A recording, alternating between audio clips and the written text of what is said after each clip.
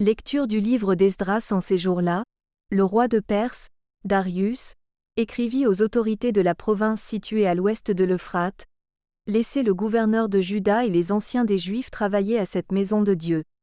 Ils doivent la rebâtir sur son emplacement.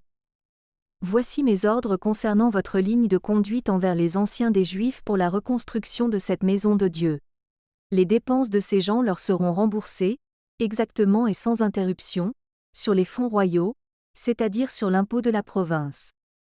Moi, Darius, j'ai donné cet ordre. Qu'il soit strictement exécuté. Les anciens des Juifs continuèrent avec succès les travaux de construction, encouragés par la parole des prophètes Agé et Zacharie le fils d'Iddo.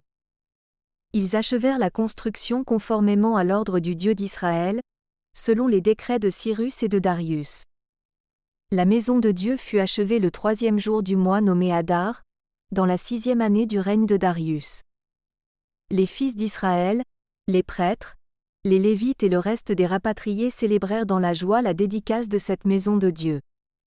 Ils immolèrent, pour cette dédicace, 100 taureaux, 200 béliers, 400 agneaux et, en sacrifice pour le péché de tout Israël, 12 boucs, d'après le nombre des tribus d'Israël.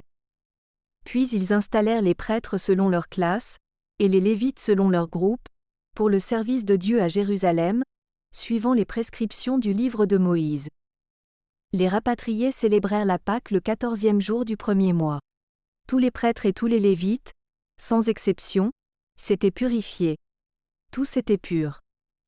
Ils immolèrent donc la Pâque pour tous les rapatriés, pour leurs frères les prêtres, et pour eux-mêmes. Parole du Seigneur.